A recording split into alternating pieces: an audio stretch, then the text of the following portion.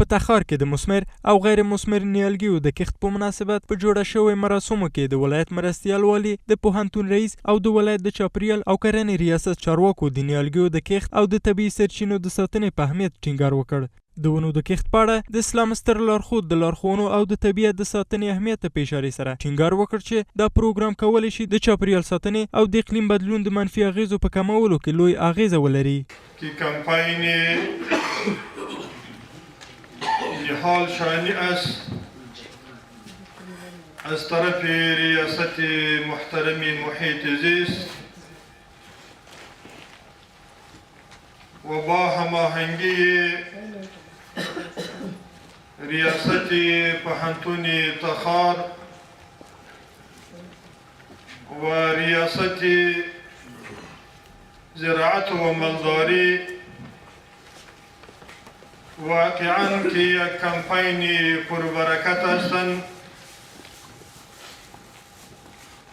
اینطور یک کمپین هستند که برای جامعه ما و شما مفید و مثمر واقع می شوند و جامعه ما و شما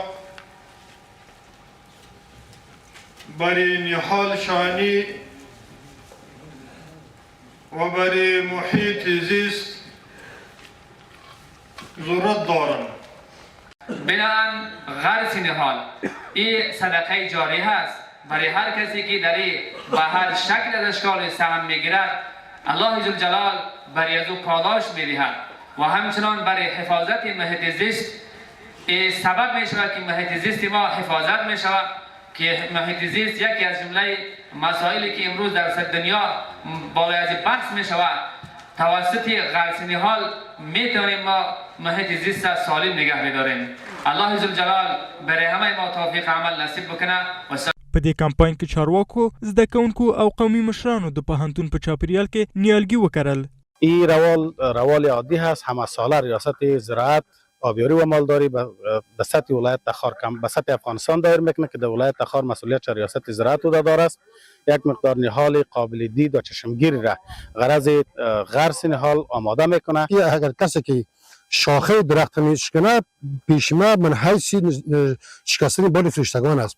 پس ما درخت غرس میکنیم در قسمت آلودگی رول عمده و اساسی داره. آب و هوا را به حساب تازه میکنه.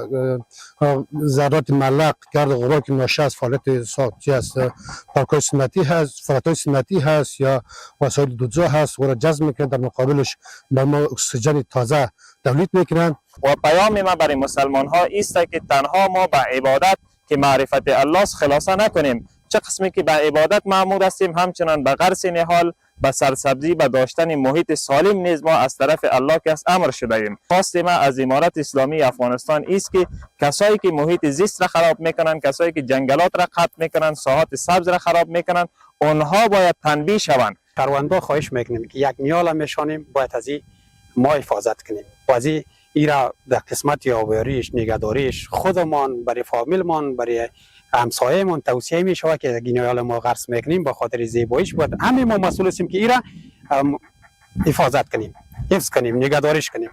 د مسؤلینو په باور د نیالګیو کینولو دغه کمپاین د طبیعت او چاپیریال ساتنې په موخه یو سمبولیک او عملی ګام دی چې په تخار او افغانستان کې د یو شین او پایدار راتلونکي لپاره هیلې راولي.